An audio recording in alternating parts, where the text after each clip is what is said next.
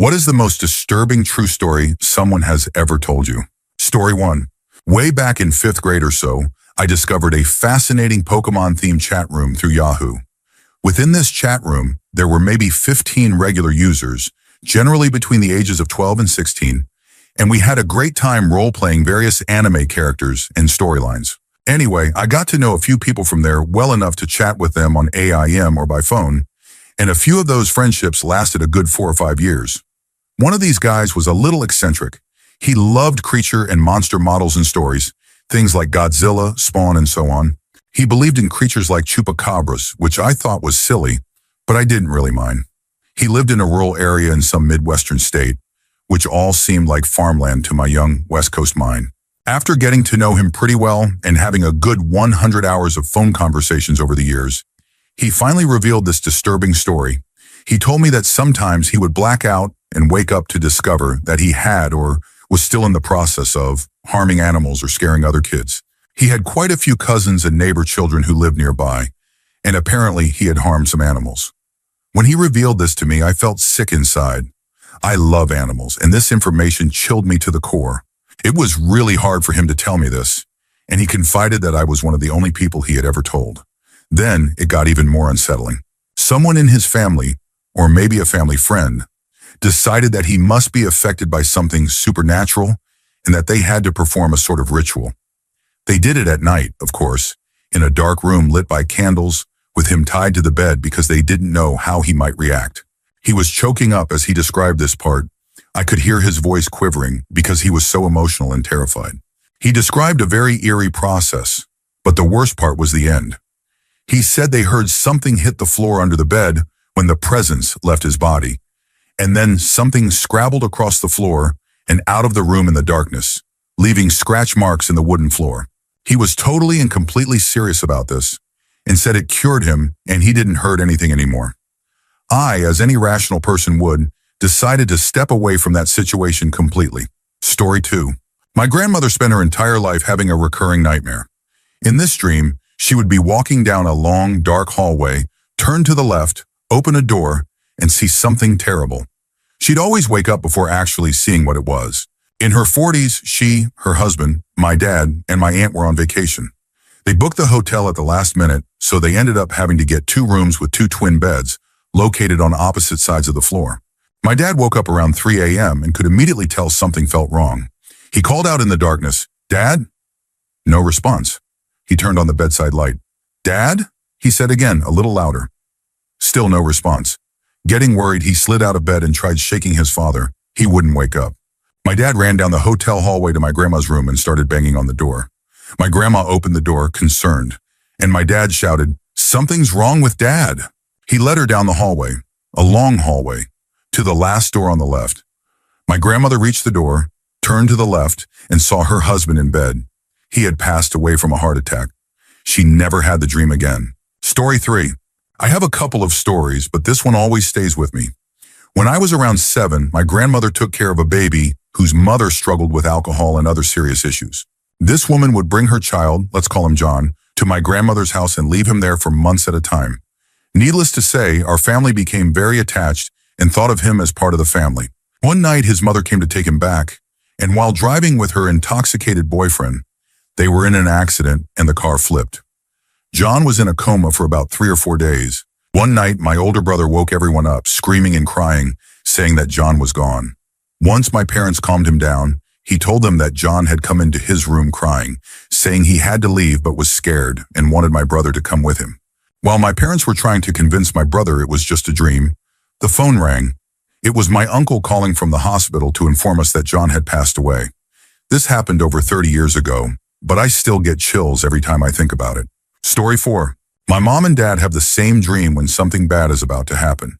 It's not exactly the same, right down to every detail, but the general story of the dream is the same. It's only happened 3 times in the 20 years they've been together. But here's one of the stories. My mom and dad both dreamed that I was going to be hurt or possibly in danger. I was only 3 at the time.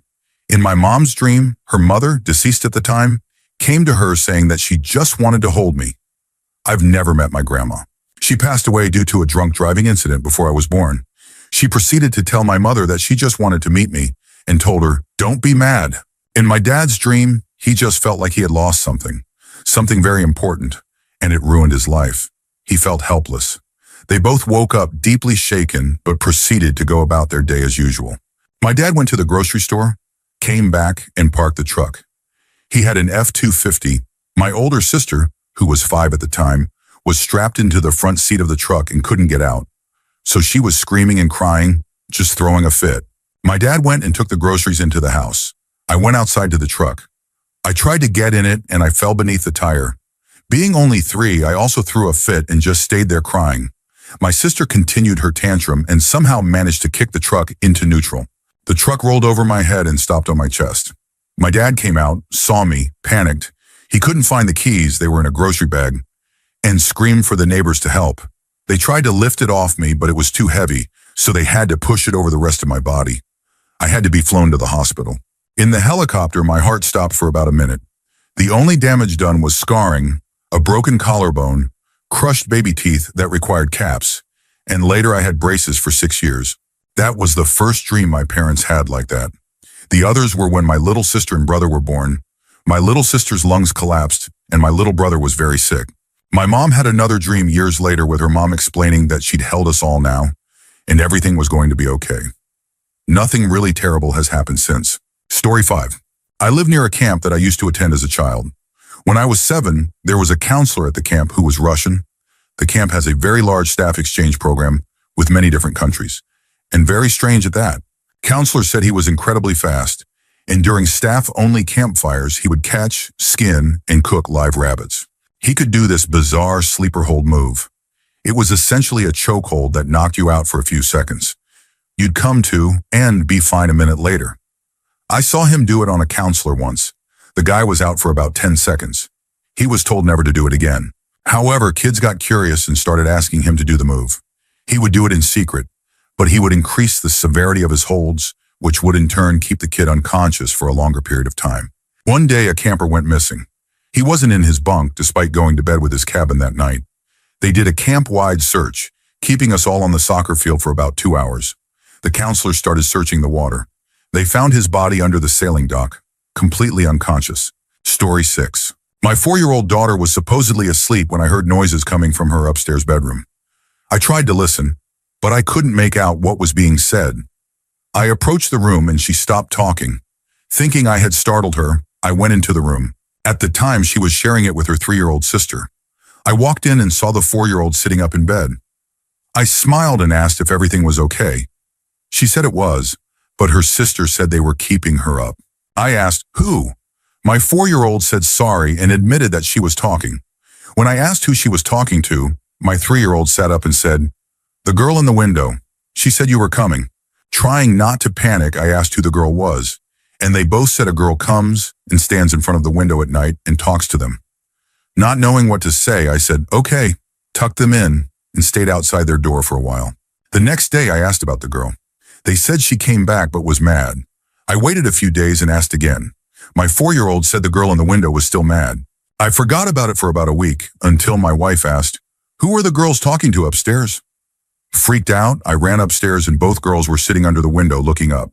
They turned and looked at me and asked if I wanted to meet the girl. When they turned around, disappointed, they said the girl had left. It's been about 5 years since then, and I haven't heard about the girl in the window again. Story 7. When I was about 11, some friends and I were having a slumber party, and we all snuck out of the house in the middle of the night and went to a park about half a block away. We had been there for at least an hour or so when I thought I saw a large, shadowy figure about 100 feet away, lurking in the shadows under some trees. We all turned to look and stared in that direction for about 5 minutes trying to figure it out. Just when we were starting to think we were imagining it, the figure started running at us at full speed. We jumped up and ran back to the house as fast as we could and locked the door. We could hear someone moving around the outside of the house, and then it began tapping on the windows. We couldn't wake anyone up because we'd have to admit that we had snuck out. We spent the night huddled together in the middle of the living room, too scared to sleep. Story 8. Up until I was about 6 or 7, I kept having strange dreams. It was kind of like a TV show. I'd watch this woman's life play out in a series of events. I didn't even know who the lady was that I kept seeing in my dreams. Most of it was random stories, like her coming home from work one day, to find that her oldest daughter had locked her sister out of the house without clothes. I had dreams of watching this woman discipline her children harshly. I watched this woman and her boyfriend get into drugs. I even saw them use substances before I even knew what that was. I even watched this woman pass away in a hospital bed. None of it made sense to me until I saw her funeral in one dream. The last dream I ever had was the boyfriend harming the oldest daughter.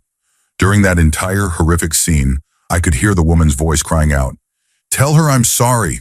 Please, Vanessa, tell her I'm sorry. I should have listened." I woke up terrified, not just from what I had seen, but because the woman called out to me by name. So I finally went to my mom and started talking fast, trying to get it all out. And my mom just stood there with her jaw on the floor as I described my dreams and her childhood memories. When I got to the apology, she started sobbing uncontrollably. I want to note that my mother never told me anything about my grandma or her childhood prior to these dreams. I had never even seen a photo of her. Story 9. My mom, grandparents, aunt, uncles, and several of their neighbors all swear they saw a UFO hover over my grandparents' house in the late 1960s. They said it just hung over the backyard, silently spinning, except for a faint whizzing sound for a minute or two, with all sorts of colors in a ring. My mom and grandma said they remember the television and radio in the living room, turning on full blast, picking up transmissions and broadcasts from other countries in other languages, and the appliances in the kitchen were rattling. My uncle said it was hanging right outside his bedroom window on the top floor, and that he was too scared to move. He just stood by his window, staring. Another time, I'm pretty sure I saw a UFO with my mom behind our house about 10 years ago. Our backyard is basically a mile of farmland, and there was a bright white light bouncing in the middle of the field. Then it just shot up and was gone. Story 10. 10 years ago, about 2 years after my mother had passed away, my dad was getting remarried. Before my stepmom was going to officially move in, we had to clean out a lot of the house because we were consolidating 2 families' worth of belongings. One morning while we were cleaning, my babysitter and I found a fancy mug of my mother's with the emblem of her college and accidentally left it in the upstairs office.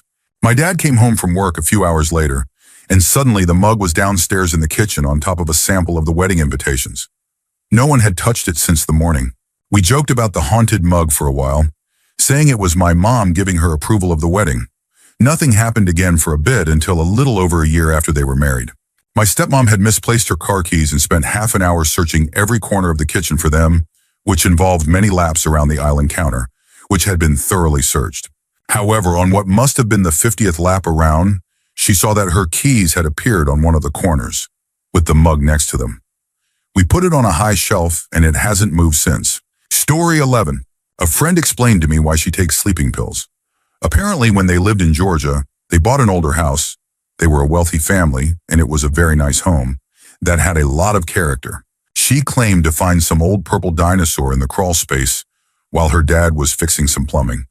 She played with the dinosaur for a few weeks and always slept with it in her bed among her other toys. One day she woke up to find it standing on her chest, staring at her in a different molding or position than it had been before. She set it aside. Then for the next 3 weeks, the same thing happened. It didn't matter if she put it on the floor, in a drawer, or anywhere else. One day she locked it up. That night she couldn't sleep. She heard the drawer unlock, open, and then slam shut. She heard slight footsteps and it was back on her chest. She was terrified, so scared. She pretended to sleep while it shifted and sat on her chest and watched her. She told her mom the next day. Her mom didn't believe her until she was allowed to lock the thing in their room. Same thing happened. They eventually moved to another house after other strange things started happening. The dinosaur stayed behind, buried if I remember right, for about 1.5 years. Then one day it appeared at their new house, just standing there on the kitchen counter. They got rid of it for good. I think they burned it and threw it in a river. Never seen again. My friend has recurring nightmares that go away with sleeping pills. She's older now and can't drink alcohol because of the medication. She's made multiple emergency hospital visits due to scratches on her body, which doctors claim are from night terrors. Now, maybe I'm just too into scary stories or unnerved by haunted toys, but the seriousness on her face and the tears in her eyes convince me. Not sure if it's real, but I believe it. Whether I want to or not, truly unsettling. And I had trouble sleeping in her current house. For clarity, she was 13 when the dinosaur thing happened, and she's 10 years older now. Story 12. When my cousin was around 7 years old, his room was in the basement. The basement level was half underground and half above ground. His room had a window and his bed was right next to it. One night, out of the blue, he woke up and opened his eyes, and there was a man crouched right outside the window, just staring at him. He didn't know what to do, so he just froze for a second, then turned over in bed, turning his back to the man, and eventually fell asleep. Why he didn't run screaming to his parents' room is something I'll never understand. This went on for a while. On random nights, the stranger would come and stare at him through the window. Sometimes he would even tap on the glass with his finger. On the opposite wall of the window was a mirror. So one night when my cousin noticed the stranger was there and turned over to avoid looking at him, the stranger shined a flashlight and bounced the beam off the mirror to illuminate my cousin's face, as if to say, "I can still see you." But the worst part was this. One night, the stranger finally got bold and began to push on the window to see if it would open, but luckily it was locked. To this day, my cousin has no idea who the guy was, what he wanted, or what might have happened if the window had been unlocked that night. And to this day, he still hasn't told his parents about it. Story 13. Hope this doesn't get buried. This happened to my parents about 20 years ago. Both of them were driving out to Death Valley to a hotel for a weekend in the winter. They had left late in the day and were going to arrive at the hotel at night. The hotel was about 30 minutes outside of the actual Death Valley town center, and when they finally found the place, it was completely abandoned. My mom gets spooked easily and didn't want to go and look, but my dad is into that sort of thing and got out of the car. Right after he walked around the back of the building to look around, a man approached my mother's side of the car. He claimed his motorcycle had broken down and that he delivered newspapers to Death Valley. My mom looked around and saw no motorcycle anywhere, and this hotel had nothing near it, not one building in sight. This man was begging my mom to take the newspapers and deliver them to a hotel in town, otherwise he'd lose his job. He had the stack in his hands and wanted her to open the door so he could give them to her. My mom started getting really bad vibes from this guy and refused, locked all the doors and told him to go away. He kept pleading. Finally, my dad came back around the corner, and the guy got nervous, quickly handed the newspapers to my dad, and left. They drove off and spotted the guy walking into the desert. When they finally got to the hotel to deliver the papers, they ended up booking a room there. When they handed over the newspapers, the woman at the front desk told them the hotel didn't get any newspaper deliveries. My parents opened up the stack and looked at the front page. It was a newspaper from 1954. Story 14. Paranormal activity is strange to me.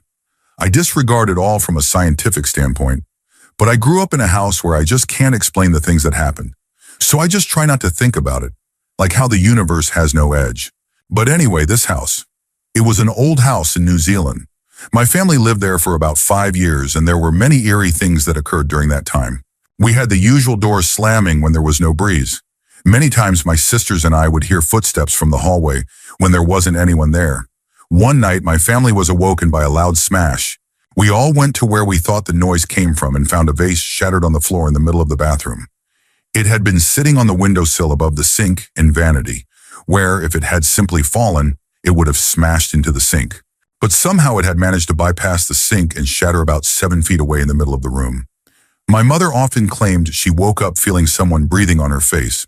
My biggest scare was when I woke up one night in my room. My bed was in the middle of the room.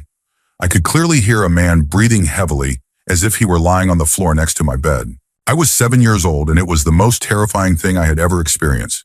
I'd had a few asthma attacks before and tried to tell myself it was just me breathing weirdly. But after holding my breath for a long time, I could still hear the breathing.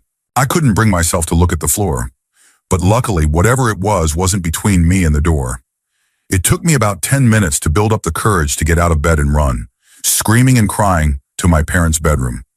I slept in my mom's bed that night. Story 15. This actually happened to me, so I'm going to be a little vague for the sake of privacy. I've never been one to worry too much, so I used to give hitchhikers and strangers rides if it looked like they needed help. One day I was in my driveway washing my car before heading to a college class, and I saw a strange-looking guy walking down my street. I don't live in the best neighborhood, and there are some rough areas nearby, so being cautious isn't unreasonable. He was wearing odd clothes. They looked like cheap, poorly cleaned dress clothes. A white button-up shirt, sleeves unbuttoned, black wrinkled slacks, and a scuffed old black briefcase. He had a shaved head and looked very thin, like he hadn't been eating well. When he got close, he asked if I could give him a ride. I got an odd feeling, but I said sure. I asked where he needed to go, and he said something vague and told me he'd give directions. It wasn't far. He asked if we could stop at the local liquor store. I agreed. He bought a beer and some cigarettes and offered me both, but I declined. Then I drove him to his destination. On the way there, he explained that today was his first day out of jail after serving 3 years. I didn't know what to say, so I congratulated him. He thanked me and took a swig of his beer. His destination was a well-known hangout for gang members, right on the edge of one of the roughest neighborhoods around. I pulled in and dropped him off. He thanked me and left. Now, about 5 years later, I saw him again. Same guy, impossible to mistake. He still looked the same, only now he looked healthier. Less thin. He was on the witness stand at a murder trial, a murder that happened at the exact place I had dropped him off about 3 weeks later. Chances are good that he stayed there from the time I dropped him off and never left. He testified against the people who committed the murder. They were gang members, part of the same gang he had been involved with before going to jail. He's been living in hiding since the trial. The person who was murdered would have been a member of my family through marriage if it hadn't happened. He was the only person who testified against them. I had chills during the entire trial on the day he testified. Story 16. When I was a kid, we moved into a new house. My earliest memory was that my brother's room was always cold, but I never thought anything of it. When I got older, I moved into that room, but it wasn't cold anymore. I asked my mom why the room used to be so cold, and she told me that when we first moved in, my sister had taken that room and had a lot of nightmares. When she woke up, there were bruises on her legs and stomach. My mom would also have nightmares of a woman telling her to leave the house. She did a ritual or something, and everything stopped, including the room not being cold anymore. A few years later, my sister was getting married. My grandma and 3 female cousins I had never met before came to stay at our place. My mom told me that grandma didn't like staying at our house because she would always get sick when she visited. My 3 cousins stayed in my sister's room, and after the second night, they were really scared and said someone was trying to open their door. They kept seeing the doorknob jiggle, and when they opened it, no one was there. They came to my room and asked if they could sleep in there. I thought they were just trying to scare me, but I played along. I slept on the floor and they took my bunk bed. Suddenly, I heard the washer turn on. The laundry room was next to my room, so I went out and turned it off. When I got back to my room, I heard what sounded like chains dragging across the hallway outside my door. But when I opened it, no one was there. That really freaked me out because in all the years I lived there, nothing had ever happened. I eventually fell asleep. The next morning, I went to my sister's room to check things out because I was curious. When I opened the door, I saw 2 things that scared me. There were faint black marks on the ceiling that looked like footprints, and the window was open. What's so scary about that? Someone had installed the second layer of glass in the window incorrectly, so it could only be opened from the outside. We lived on the 2nd floor, and it was impossible to open without a ladder. It freaked me out for a while, and when everyone left, nothing weird happened again. I talked to my mom about it afterward, and she said that the house didn't like new people, and especially didn't like females. That explained why I never saw or experienced anything except for the cold room, and why my grandma always got sick. After that, once in a while when I was sleeping, I would sometimes hear a baby crying. I assumed it was the neighbor's baby and didn't think much of it. But when we moved out, my mom made me go say goodbye to all our neighbors, even if I had never talked to them.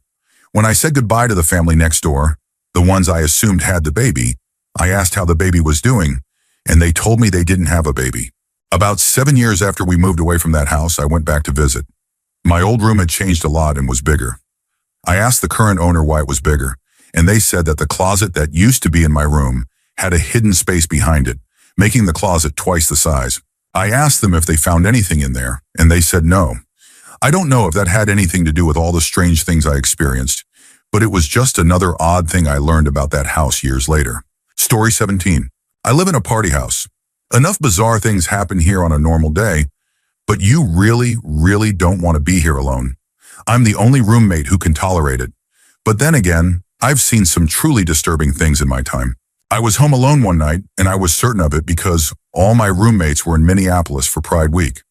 I had been planning to throw a party, but decided against it. I checked the house and locked everything up for the night. At about midnight, I heard the dog whimpering at my door and got up to let him out. As he was doing his business, I thought I heard a door slam upstairs. At first, I dismissed it as a stray breeze, but it was a calm night. As I let the dog back in, I heard a series of loud slams. and I started to wonder if someone was messing with me. I grabbed a kitchen knife and cautiously headed upstairs. When I got there, all the doors were standing open, which was strange since my roommates usually shut their doors when they were away. I walked down the hallway to check the bathroom door, and just then I heard a loud crash downstairs. A moment later, the dog came streaking by and hid in the bathroom behind me. Now, seriously freaked out, I went back downstairs to investigate. I didn't see anything unusual, so I stood still for a moment. Out of the corner of my eye, I saw movement. I turned just in time to see my bedroom door slam itself shut, and then fling itself open again. That was enough for me. I left the house immediately. Story 18. Just after 4 a.m., I was up reading creepy stories over on r/creepy, so later my dreams would be filled with the unsettling art of Junji Ito. Pretty sure I typed up some stuff already, so this might include repeats. But oh well, I was kind of waiting for a little daylight to show before going to bed. One of my favorite thoughts before sleeping, just when it's light enough outside to see that deep blue, is looking at the curtains and seeing the shadow of a human shape standing out there. Anyway, my mom told me when I was little that I used to get up in the middle of the night and keep watch over the hallway. She'd see me sitting at the edge of my bed in the dim light. When she'd ask what I was doing, I'd say, I'm waiting for them to come back. You need to be quiet or you'll scare them away.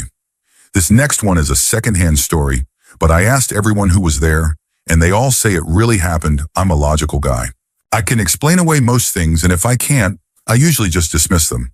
But there's one story I've heard from 4 different people in my family at different times, and it's always the same. One night on the reservation, way back, must have been a year or 2 before I was born, there was an incident.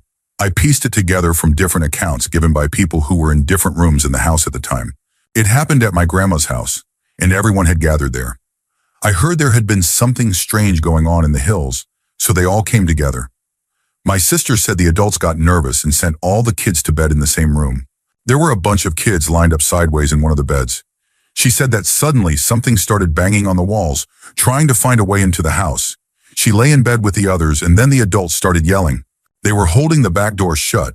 3 men, my dad, my uncle, and one other I can't remember, were leaning against the door. The sound would stop for a bit, then come back. One of the kids noticed a large, shaggy head looking through the window at them. That's when they all ran to the living room. At the back door, the men couldn't keep it tightly shut. Whatever was outside would ram it, and it would open a few inches before they pushed it shut again. Now my dad and uncle were strong. Loggers used to hauling chainsaws all day. Whatever was out there was almost stronger than all 3 of them. Eventually, whatever it was gave up at the back door. Then came the kids' screams. It had moved to the window. The next morning, they finally got the courage to look around. Everywhere that thing had touched was covered in mud. The nearest creek was way down a hill. Mud prints were found on the door, all around the house, and at the window, 7 feet off the ground. Logically, it could have been just someone messing around. But I asked everyone, and they all say it wasn't. Back then, if it were drunks, my dad would have just gone outside with a stick and handled it. So would my uncle, who was protecting his mom's house. What still haunts me is the mud and the big shaggy head. To this day, if there's an open window at night, I can't look outside without chills running down my spine. I used to think they were just teasing me as a kid, but the story never changes. My dad believes in creatures like that. He once said he saw one about 100 yards across a steep valley while cowboying down south. It was watching him. He said it was the creepiest feeling he ever had, and he rushed to get the herd out of there. He once told another story, just once, and I think it's because it wasn't a happy one. His 2 brothers were riding horses up a mountain and found something, some kind of figurine or small statue, at what looked like an altar in the woods. They took it, and soon after, bad things started happening. Back then, the area where we lived was still very isolated. Roads would be closed for long periods during winter and spring. One of the brothers was working at a sawmill with my dad. While cutting down trees, a tree throned on him when a tree splits up the middle while falling. It crushed his insides. My dad got him back to camp, but the roads were too bad to get to town. He had to watch his brother die slowly. An elder told someone in the family that they had to return what they'd taken. So they did. But still, something must have followed, because the other brother disappeared. My mom told me that part. I never asked Dad about it. He's one of 17 siblings. I don't know how long this post can be, but I'll squeeze in a few more. My dad used to cowboy west of the river, and there are stories from down there too. One time, 4 of them were camping near a group of trees that people avoided. In the middle of the night, with the fire low, 3 of them woke up to hear the 4th screaming. They looked up and saw his body hanging in midair by 1 foot. In that same area, my dad and a buddy told me cows would lay down and then couldn't get back up. The place was shaped like a bowl, a crater maybe. People who camped there would fall asleep and wake up feeling very heavy, like they were being held down. I'm starting to nod off and getting choppy, so I'll end with one more. That same cowboy once told me, if you ever go down there and go wandering around, stay on the cow trails. Sometimes people go down there and don't come back. It's remote grizzly bear territory, so I figured people just got lost. But I asked him what he meant. Well, those cows know not to wander off. There are deep cracks in the ground out there. Animals fall in. People too. That scared me more than anything else. Imagine falling into one of those cracks, stuck deep underground, legs pinned, unable to move. Dying like that would be horrible. I was down there once as a kid, Dad showing us around. I saw the hood of a rusted old truck sticking out of the ground. I thought someone had just put it there. Nope, it was a whole truck buried in the earth. Story 19. The house I grew up in was pretty old and always gave me a strange feeling. A lot of weird things happened while we lived there. For one, my sister, who was about 2 or 3 at the time, would say really strange things. Once, while sitting on the couch watching a movie with my mom, she pointed up to the ceiling and said, "I want to go up there." My mom asked her where she wanted to go, and she said, "Up there, Mom? With those people over there. They're nice to me." No one else saw anything, and we were too creeped out to ask more questions. Another odd thing my sister said was around the same time. While my dad was giving her a bath, she asked, "Do you remember when I used to take care of you and Mommy?" He was shocked and asked what she meant. She continued, "I remember when you two were really little. I took care of you." That was enough to unsettle him. Not only did I personally have an out-of-body experience in that house when I was 7, but we also called the police once because we heard glass breaking and footsteps in the house. There was a lot of noise that night, things tearing and breaking. My family was terrified, and we locked ourselves in the bedroom we all shared.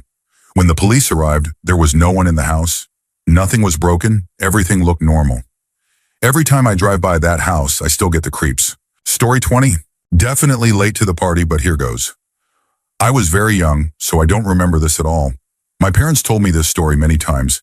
They firmly believe it happened exactly as I'm about to tell it.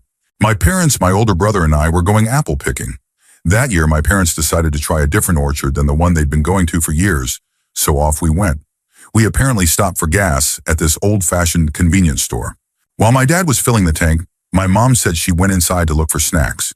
But she said everything in the store looked old, but fresh, like snacks from another era. So she didn't buy anything but chatted with an elderly clerk behind the counter while paying for gas. We left that store and continued on to have an amazing day picking Granny Smiths and other apples. On the way home, my dad decided to stop for gas at the same convenience store. But things were not as they seemed. The convenience store was boarded up and looked like it had been abandoned for a long time.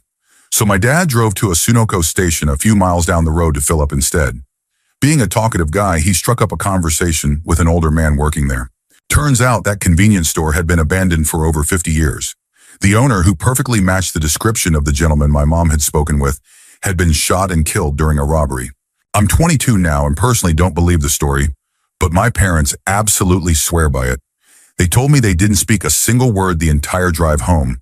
They were that shaken. Story 21. Okay, this might get buried, but here's a legit creepy story involving a jar of hearts.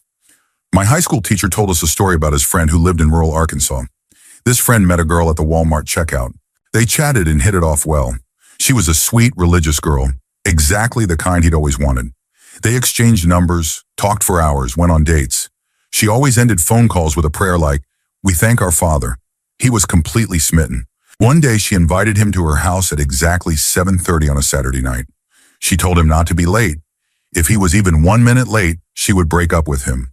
The guy, a Little League baseball coach, had a game that day, but it was supposed to end a few hours before the meeting, so he agreed. On the day of the game, things ran late.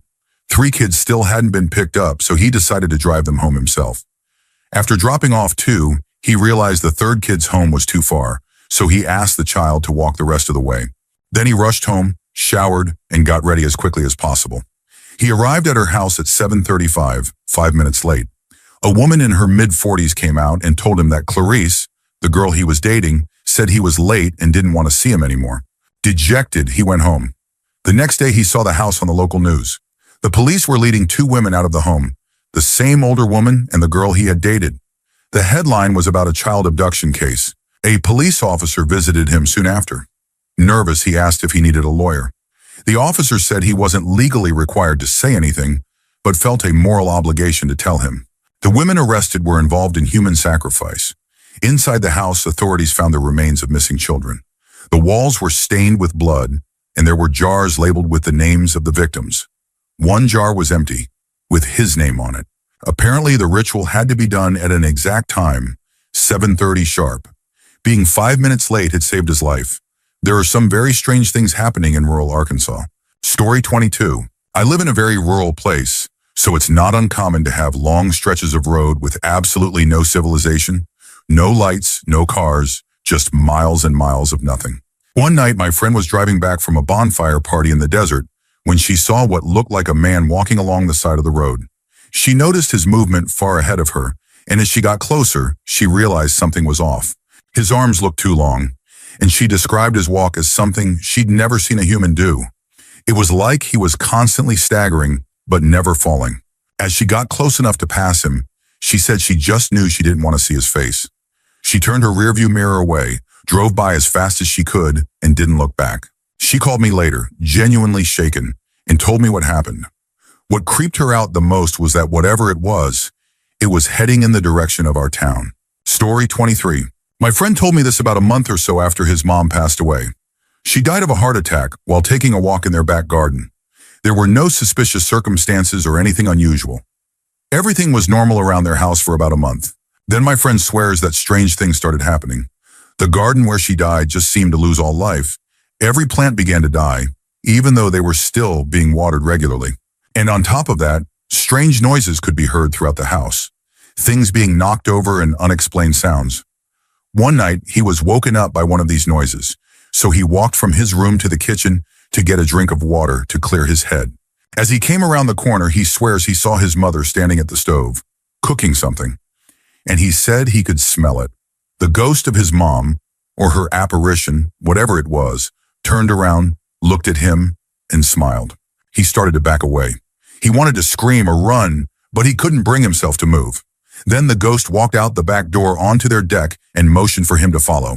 He did. The ghost walked out into the back garden, to the exact spot where his mother had passed away. He stood and watched her quietly for several minutes. She stood on that very spot for about 10 minutes. The whole time, my friend was silent and frozen with fear. Eventually, the apparition disappeared.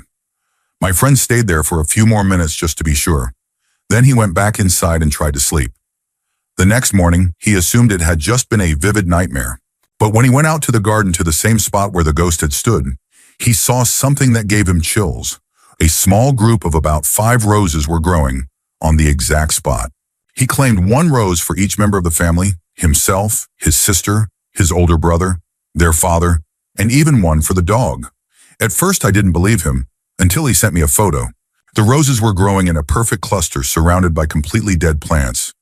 I wish I still had the picture, but this happened almost half a year ago. It still gives me chills.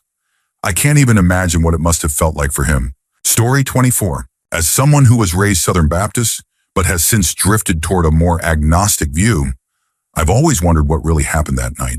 In Beaumont, Texas, there's a place called Saratoga or Bragg Road, which has a bit of a paranormal reputation. I've been there a number of times with my family. Sometimes you see something, sometimes you don't. But one night in particular stood out. Our group all piled into one truck. It's Texas. Everyone has a truck.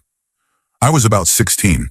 It was me and my stepdad in the truck bed, and my brother, mother, 2 cousins, and aunt in the cab. We decided to go to Bragg Road just because it happened to be one of those rare nights where we were all in town, and none of us had anything the next day. We figured that with so few people out there on a weekday night, we might actually see something. The idea with Saratoga Road is that you slowly drive down this narrow dirt road and then double back if you want another run. On our first pass, we didn't see anything strange, but we did pass a group of young people, college age, who had pulled over into a clearing in the swamp. They were getting out of their car and gave us nasty looks as if we were interrupting something. We decided to double back for a second drive. By the time we passed their site again, it looked completely different. They had set up some kind of pole with a pentagram sign on it and were standing around a campfire talking softly. The glares they gave us this time were even more intense. My stepdad and I were the only ones who really had a clear view of the group being in the bed of the truck. Not 2 minutes later, we started hearing crackling sounds. My stepdad nudged my arm and pointed to the treetops, saying, "Holy shati, look!" There above us were bluish-white orbs of light, about 2 or 3 feet in diameter, fluttering through the treetops. They hovered for a few seconds about 20 feet above us, then suddenly started descending. Panicked like never before, my stepdad and I began pounding on the truck cab window and yelling, "Drive! Drive!" My aunt, who was driving, stopped the truck to ask what was going on, which only made us yell louder. We suddenly took off from 10 miles per hour to 50 miles per hour on this narrow dirt road. The orbs followed us, getting closer, and they were making this eerie noise. I can't even describe it well. It was high-pitched and had a weird, unearthly quality. It just didn't sound normal. When we got to the end of the road, everyone jumped into their respective cars and we regrouped at a gas station a few miles away. We all told the same story. Everyone had seen the orbs.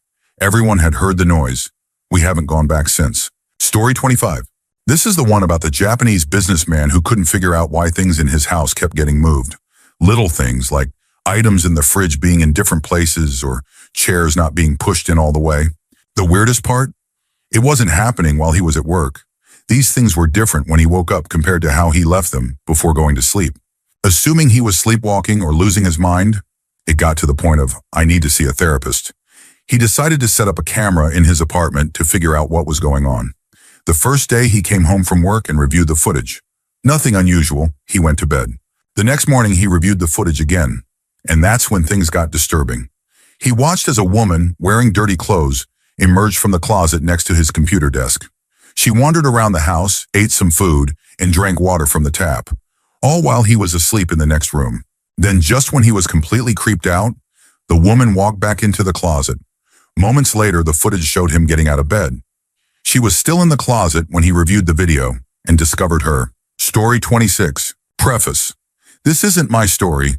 I read it in another thread, and it's stuck with me ever since. If anyone knows where to find the original post, I'd love to revisit it. It was from an Ask Reddit thread about the strangest thing that ever happened to you. A guy talked about growing up in a normal middle American family, loving parents, siblings, pets, the whole thing. One night he had a dream where he was being chased by something, ghost maybe, and in the dream he found his father and jumped into his arms for comfort. As he looked up into his father's face, he saw not the man he loved, but the face of a skinned gorilla, just exposed muscle and bone, grinning down at him. He woke up in a panic. The next morning at breakfast, his dad smiled at him as usual, which helped calm him down. But then came the part that stuck with me most. He wrote, "That was the last time I saw my father as the man I knew and loved. After that, he turned into a monster." The story then described how over the summer, his father's behavior changed completely. He became controlling, abusive, and manipulative. He dominated the family and others, eventually turning their household into a cult-like environment. The original poster talked about the trauma of growing up in that space, and how he eventually managed to escape once he reached adulthood. True or not, it's still one of the most haunting stories I've ever read. Story 27. My friend and I went hiking one evening, right before sunset. We decided to explore a hill nearby, and while we were up there, it started to rain. But this wasn't normal rain. It felt like we were in a hurricane. We decided to head back down since it was getting dark and visibility was dropping fast. As we descended, we thought we heard footsteps behind us. We assumed it was just the storm, but soon we realized we had gone down the wrong side of the hill. By the time we reached the trail again, it was completely dark and eerily quiet. We kept walking toward my car, but something felt off.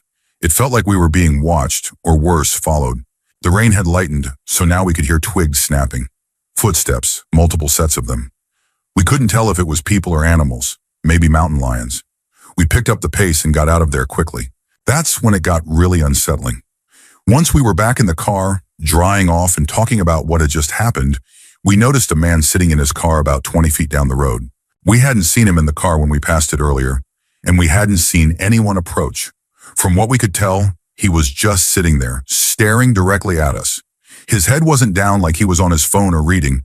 He was just watching. After about 10 minutes of us nervously glancing at our mirrors, his headlights came on.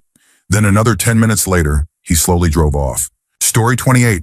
This one is about a strange experience involving a rocking chair and a chilling moment of faith. My uncle is a pastor at a church in Oklahoma, and one of his closest friends is a youth minister in a nearby town. This youth minister has a wife and one young daughter. Every Saturday morning, when the daughter was around 5 or 6, she and her mom would wake up early to cook breakfast together. One morning, the little girl heard the kitchen light come on and pots and pans moving around. She figured her mom had started cooking without her, which upset her, so she got up to join her. But when she got to the kitchen, it was pitch dark. No one was there. All the lights were off. She went to her parents' room and asked, "Mommy, why did you start breakfast without me?" Her mom was confused and assumed the little girl had been making the noise in the kitchen. But the daughter insisted it wasn't her. So her mom woke up the youth minister, worried that someone might have broken in. He grabbed an old aluminum baseball bat and cautiously checked the house. The kitchen looked fine, just a few pots and pans were out. But next to the kitchen was a small reading room with a couch and a rocking chair. When he entered the room, he could barely make out the chair in the dark. But it was rocking rapidly and no one was sitting in it. Startled, he grabbed a Bible from the shelf and shouted, "In the name of Jesus, leave my house." The chair immediately stopped. Nothing like that ever happened again. But even as someone who doesn't believe in the supernatural, I have to admit, that story gives me chills. Story 29. When I was around 18, one of my friends lived in a house about 3 miles outside the village we all grew up in. It was right next to a motorway and had a lot of land attached to it. His parents ran a horse stable in one of the fields. They had gone on holiday and we planned to have a small party at his place with about 20 to 30 people. A few of us met in the village and walked the country roads to his house. It took about 30 minutes. When we arrived, we found 2 police cars parked in the driveway. We figured the party had started early and someone had already called the cops. But it wasn't that. My friend who lived there had been eating dinner while waiting for people to show up when he noticed someone standing at the edge of the garden, just out of reach of the porch light. Thinking it was one of us trying to mess with him, he slipped out the side door, planning to sneak up and surprise the person. But after searching around, he found no one. He went back expecting to find us, but instead saw an unknown man sitting in his kitchen, finishing the dinner he had just been eating. The man looked dirty, disheveled, and basically homeless. My friend panicked, ran a mile to the nearest neighbor, and called the police. When they arrived, they searched the house and the land with dogs, but couldn't find anyone. It seriously freaked him out. Several of us ended up staying at his place until his parents returned. Story 30. My sister teaches 3rd grade at a school where many of the kids come from lower-income families. These are some of their stories. One of her students, normally very attentive, started having trouble staying awake in class. Concerned, my sister talked to her during recess, but the girl didn't want to say anything. Later, another teacher who knew the family more personally shared what she'd heard. The student wasn't the type to make up stories. She didn't lie or exaggerate like many kids her age. But one day she told her mother that every night, a young girl with dirty hair and fingernails would come out of her closet and play with her toys. The mother had recently been scolding her for leaving her toys out overnight, but the child insisted she hadn't. The girl from the closet had taken them out again. Every night, the closet door would slowly open and the girl would come out. The student would hide under the covers and listen. That alone was terrifying, but what the father shared was worse. One night, the family came home from a late movie. Everyone went to bed. Not long after, the daughter knocked on her parents' door, shaking and sobbing, and asked to sleep with them. She said when she had gone into her room and turned on the light, the dirty girl was asleep in her bed. Story 31. One summer, a couple of friends and I were hanging out at another friend's house.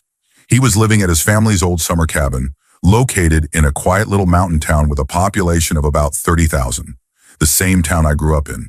We were outside in the grassy front yard playing badminton one evening when I mentioned how perfect the yard was for games like that. He replied that his mother had actually redone the entire front yard several years ago after a tragic accident occurred there. She had all the tall native pine trees removed after a group of 5 teenagers rolled their Jeep into the yard. It happened in late summer, and the whole family was at the cabin at the time. One girl was tragically killed, almost instantly, when a branch struck her. Another girl had severe lacerations to her torso, and a third teen, a boy, was knocked unconscious. The family rushed to help with everyone's injuries until paramedics arrived. As soon as he told me the story, I realized I knew exactly what accident he was talking about. One of the girls who died was someone I had grown up with. Her name was Erin. We were in the same Girl Scout troop for 3 years, and she lived in my neighborhood. She was only 14 years old. It ended up being one of the most unsettling games of badminton I've ever played. Story 32. It's pretty nice to see a thread like this. I'm pretty sure most of us here can agree that you can't just share these stories with people because they'll likely call nonsense. All right, my turn. When I met my best friend Matt, he was one of those kids who longed for unnecessary amounts of attention. He was a scene kid, spiked his hair, constantly talked about obscure heavy music. So when he started telling me these weird ghost stories, I just assumed he was doing it for attention. I never really believed him, and I'm sure he knew that. Eventually, he stopped sharing them, and I kind of just forgot about it, until recently. About 5 months ago, I spent 2 nights at his place. I had never had any first-hand supernatural experiences until that night. We were going through the usual teenage routine, raiding the kitchen for snacks, grabbing a bunch of drinks, Mountain Dew of course, and heading upstairs for hours of video games. His refrigerator's ice machine wasn't working, but he had a separate one in the laundry room. I went in there to grab some ice, and that's when I heard a noise from the ceiling. It wasn't terrifying, but it was enough to make me stop and say, "What was that?" It sounded like TS, TS, TS. Afterward, I literally checked every part of the room trying to figure out what made the noise. But there was nothing, just empty cabinets, a washing machine, dryer, ice maker, and an empty fish tank. Matt followed me in, and I turned around with a horrified look on my face. He just smiled calmly. I asked, "You heard that too, right?" And he just said, "Yep, let's go." Like it was nothing. Back upstairs, he started unloading a bunch of stories. Before he moved to Florida, where we met, he had lived in an old house in Georgia. As a kid, he used to see a little girl around his house and would talk to her. She never seemed harmful. His mom, Lisa, confirmed this with a story about an RC car Matt had as a kid. One day, while she was making dinner and Matt was sitting at the table, they heard the toy moving upstairs. Lisa went up, turned it off, and came back downstairs. A bit later, it started moving again. She went back up, removed the batteries, and put the toy on a high shelf. Then they heard a loud crash. The toy had fallen from the shelf, even though it would have had to be pushed off. From then on, they believed the little girl was just a playful spirit. He also told me about when he lived in Costa Rica, where the houses have open courtyards. One night, while smoking a cigarette outside, he heard strange noises from the southern part of the courtyard. Suddenly, he heard a whisper directly behind him say something like, "Go sleep now. You'll be fine. Go." He swears it was the same little girl from Georgia. Instead of being terrified, he listened and went to bed. Eventually, he moved back to Florida, only about 30 minutes from where he used to live. During the sleepover, I noticed his bed sheets had strange claw marks. I spent hours trying to figure out what could have caused them, while he told me not to worry about it. But the marks were unusual. 2 large rips, like someone made them with 2 fingers held in a peace sign. We still don't know what caused them. Later that night, I chose to sleep in his brother's empty bed. While lying there, I noticed a small light forming a triangle on the TV screen. It happened again 10 seconds later. Right when I decided it was strange, I got up, grabbed my phone, and turned on the flashlight. A Nerf dart rolled out from under the bed and stopped perfectly at my feet. It moved too smoothly and too far to be natural. That's when I left the room and went back to Matt's. When I told him what happened, he casually said, "Yeah, I think it's the same little girl." We talked it through and decided she's more of a guardian angel than a threat. All she's ever done is play with toys and try to protect him. The rips in the sheets? Still a mystery. But Matt is fine. If anyone has similar experiences with a playful spirit, I'd love to hear about it. Talking about it makes Matt feel better.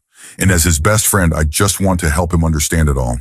Story 33. A few years ago, I took a summer-long trip where I would stay at people's houses overnight to sleep and such. When my friend and I arrived at one of the houses, we met the husband and wife who had 2 sons in the military and 2 young daughters adopted from a tribal country that I can't quite remember. We asked about their daughters, and the mother told us that they were very nice children when they were adopted, except when they were taken to church. The girls would start acting crazy, yelling and screaming, completely different from how they normally behaved. Eventually, the girls became Christians, and the behaviors completely stopped. The family believed that the girls had been demon-possessed. That night, I was asleep in the house on the top bunk of a bunk bed with my friend on the bed below me. I had completely forgotten about the story I was told and didn't even remember it until after what happened. I could feel something was wrong in the room. Then my bed started shaking. I was a bit nervous at first, but I figured it was just my friend, so I woke him up. I asked him if he was shaking the bed, and he said no. Then I asked him if he could feel the bed shaking. He said no. I could still feel the bed shaking very clearly, and I honestly was scared. I closed my eyes and tried my best to ignore it, and I eventually ended up falling asleep. I woke up the next morning and told my friend about it, and he said that he felt something really wrong in the room as well. I never actually saw anything, but it is one of the scariest experiences of my life. Story 34. This happened to family members of mine a couple of years ago. My great-grandma passed away, and the house that was hers and my great-grandpa's was given to the family. My cousins moved in with their son after several years had passed. The little boy started playing downstairs and talking to an imaginary friend while down there. He would also look out the door window and exclaim to his parents, "There's the guy." My cousins would look, but no one was there. Then one day their son happened to see a picture of my great-grandpa, whom he never met, and told them, "That's the guy." Soon after, they had a daughter and installed a baby monitor in the room. During the night, they would hear soft talking or singing from a man's voice coming through the monitor. I've been to that house and never had such an experience, but it seems children are more in tune with that sort of thing. I was super young when my great-grandpa died, but I heard he was a great man. I wish I had a chance to talk to him from the other side. Story 35. I have no memory of this, but my very same parents still swear it's true 45 years later. I should start by saying that I'm an identical twin. When I was 3 years old, we lived in Liverpool, England. Though it was 20 years from the end of World War II, the city and countryside were still littered with collapsed and burnt-out buildings. One summer, we vacationed at a kind of camping park by the sea. We stayed in a little camper with small bedrooms at either end and a little communal space in the middle. My twin and I had one end, and my folks had the other. One night, I woke up screaming and obviously terrified. I kept screaming about the lady who was trying to hurt us and described in what my parents say was chilling detail, especially for a kid who had never seen a movie or TV, a woman covered in blood.